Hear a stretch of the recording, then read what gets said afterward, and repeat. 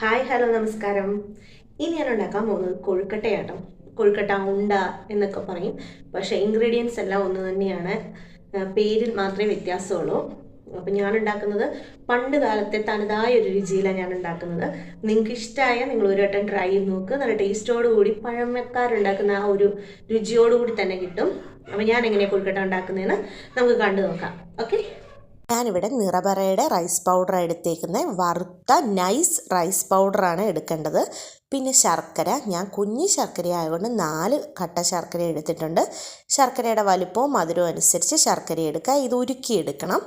പിന്നെ ആവശ്യത്തിനുള്ള തേങ്ങ, ഞാൻ 1 തേങ്ങയാണ് എടുത്തേക്കുന്നത്. പിന്നെ ഇതിലേക്ക് ആവശ്യമായിട്ട് ഉപ്പ് ചേർക്കണം. അപ്പോൾ ഉപ്പും എടുത്തിട്ടുണ്ട്. പിന്നെ സ്പൈസസ് ആയിട്ട് ഏലക്ക, ജീരകം, ചുക്ക് ഇത് നന്നായിട്ട് പൊടിച്ചെടുക്കണം. പിന്നെ ഫ്ലേവറിന് വേണ്ടി ഞാൻ കുറച്ച് നെയ്യ് ഒഴിക്കുന്നുണ്ട്. അപ്പം മിൽമയുടെ ഗീ എടുത്തിട്ടുണ്ട്. പിന്നെ ഇതിൽ സ്പെഷ്യലായിട്ട് ഞാൻ ചേർക്കുന്നത് റൈസ് പൗഡറാണ്, അതായത് വറുത്ത അരിപ്പൊടി. അപ്പോൾ അരി വറുത്തതെടുത്തിട്ടുണ്ട്. പിന്നെ ആവശ്യത്തിന് അല്പം വെള്ളം ഒഴിച്ചിട്ട് ശർക്കര പാനിയാക്കി എടുക്കണം. ഈ ശർക്കര അതിനുശേഷം അഴുക്കൊക്കെ ഉണ്ടാവുമല്ലോ, അതുകൊണ്ട് ഒരു അരിപ്പ വെച്ച് നന്നായിട്ട് അരിച്ചെടുക്കണം. അപ്പം ഞാൻ അരിച്ചെടുക്കുന്നത് ഈ ശർക്കരയും തേങ്ങയും വഴറ്റണം. അത് വിളയിക്കുന്ന പാത്രത്തിലേക്ക് തന്നെ ശർക്കര അരിച്ചൊഴിച്ചത്. അതിനുശേഷം ആവശ്യത്തിനുള്ള തേങ്ങായും വിട്ട് ശർക്കരയും തേങ്ങായും കൂടെ നന്നായി വിളയിച്ചെടുക്കണം. അത് നല്ലപോലെ വെന്ത് വരുമ്പോഴത്തേക്കും ഞാൻ കുറച്ച് ഉപ്പും കൂടെ ഇട്ട് കൊടുക്കുന്നുണ്ട്, മധുരം ബാലൻസ് ചെയ്യാൻ വേണ്ടിയിട്ടാണ്. അങ്ങനെ അതിലെ വെള്ളമെല്ലാം വറ്റി അത് ഡ്രൈ ആയി വരുമ്പോഴത്തേക്കും ഞാൻ ഈ സ്പൈസസ് മിക്സിയുടെ കുഞ്ഞ് ജാറയിലേക്കിട്ട് ഒപ്പം തന്നെ വറുത്ത് വെച്ചിരിക്കുന്ന അരിയും കൂടി ഇട്ടു. നല്ലതായിട്ട് അരി കഴുകി വറുത്തെടുത്ത അരിയാണ് ഇത്. അരിയും കൂടെ നന്നായിട്ട് നൈസായിട്ട് പൊടിച്ചെടുത്തു. തരി ഇല്ലാതെ നൈസായിട്ട് പൊടിച്ചെടുക്കണേ. എന്നിട്ട് ഈ വിളയിച്ച് വെച്ച നല്ലപോലെ വെള്ളം വറ്റി വിളയിഞ്ഞ് വന്ന തേങ്ങയിൽ ശർക്കരയിലേക്ക് ഞാൻ പൊടിച്ചു വെച്ച സ്പൈസസും അരിയും കൂടി ഇട്ട് വീണ്ടും നല്ല രീതിക്ക് മിക്സ് ചെയ്തെടുത്തു.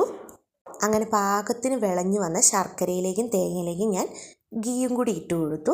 ഗീ ഇട്ട് കൊടുത്തതിന് ശേഷം വീണ്ടും നന്നായിട്ട് മിക്സ് ചെയ്ത് ഇത് തണുക്കാൻ വേണ്ടി വേറൊരു പാത്രത്തിലേക്ക് മാറ്റി വെച്ചു. ഒരുപാട് ഡ്രൈ ആവാതെ സൂക്ഷിക്കണം, ഒരു ചെറിയ നനവോടുകൂടി തന്നെ ആയിട്ട് കിട്ടണം കേട്ടോ. ശേഷം ഇനി റൈസ് പൗഡർ എടുത്തു. റൈസ് പൗഡർ ഞാനിവിടെ 1.5 കപ്പാണ് എടുത്തേക്കുന്നത്. അത് ഒരു പാത്രത്തിലേക്കിട്ട് നല്ല തിളച്ച വെള്ളം ഒഴിച്ച് കുറേശ്ശെയായിട്ട് നല്ല രീതിക്ക് കുഴച്ചെടുക്കണം. കൈ പൊള്ളാതിരിക്കാൻ ഇടയ്ക്ക് വേണേൽ തണുത്ത വെള്ളത്തിൽ കൈ മുക്കുകയും ചെയ്യാവേ. അതുകൊണ്ട് ഞാനങ്ങനെ കുഴച്ചെടുത്തത് വീണ്ടും ഒരു ബോളാക്കിയെടുത്ത് ഇങ്ങനെ കയ്യിൽ ഉണ്ട പിടിക്കുകയാണ്. നന്നായിട്ട് കിട്ടും. പതിയെ സാവധാനമായിട്ട് എടുത്ത് ചെയ്താൽ മതി. ആദ്യമായിട്ട് ചെയ്യുകയാണെങ്കിലും കിട്ടും കേട്ടോ. അതിനുശേഷം അതിലേക്ക് നമ്മൾ വെച്ചേക്കുന്ന ശർക്കരയും തേങ്ങയും സ്പൈസസും നെയ്യും എല്ലാം കൂടെ ഉള്ള ഫില്ലിങ് ഉണ്ടയിലേക്കാക്കി. ഇങ്ങനെ പൊട്ടിപ്പോവുകയും ചെയ്യരുത്. ഉണ്ടയിൽ നിന്ന് പുറത്തേക്ക് കൊഴുക്കട്ടയുടെ ഉള്ളിൽ നിന്ന് ഈ ബാറ്റർ വരാനും പാടില്ലേ. അപ്പോൾ അത് സൂക്ഷിച്ച് പിടിച്ചാൽ മതി, നന്നായിട്ട് കിട്ടും. ഞാൻ ഈ ചെയ്യുന്ന പോലെ തന്നെ നിങ്ങളും സാവധാനം ചെയ്താൽ മതി. നല്ല പോലെ ഉണ്ടയാക്കി നിങ്ങൾക്ക് എടുക്കാൻ പറ്റും. എന്നിട്ട് കയ്യിലിട്ട് പിന്നെ നമ്മൾ ഇതേപോലെ ആക്കി എടുത്തിട്ട് അപ്പച്ചെമ്പി വെച്ച് പുഴുങ്ങുക നമ്മൾ ചെയ്യേണ്ടത്. അപ്പോൾ ഞാൻ എല്ലാ ഉണ്ടയും ഇങ്ങനെ തന്നെ ബാറ്റർ വെച്ച് കൊഴുക്കട്ടയുടെ രൂപത്തിലാക്കി എടുക്കട്ടെ. അതിന് ശേഷം അപ്പച്ചെമ്പ് വെച്ച് ആവശ്യത്തിന് വെള്ളം ഒഴിച്ച് പാത്രം വെച്ച് അതിൻ്റെ മുകളിലേക്ക് കൊഴുക്കട്ട ഓരോന്നായി അടുക്കി വെച്ച് ഞാനൊരു 15 മിനിറ്റ് ആവി കയറ്റി. അപ്പോഴത്തേക്ക് എൻ്റെ ഉണ്ടയെല്ലാം നല്ല പോലെ വെന്ത് കിട്ടി. കൊഴുക്കട്ട എല്ലാം റെഡിയായി. അരി വറുത്ത് പൊടിച്ച് ചേർത്താൽ കൂടുതൽ ടേസ്റ്റാണ്, ഇല്ലെങ്കിലും കുഴപ്പമില്ല കേട്ടോ. അപ്പോൾ എല്ലാം ട്രൈ ചെയ്യണേ.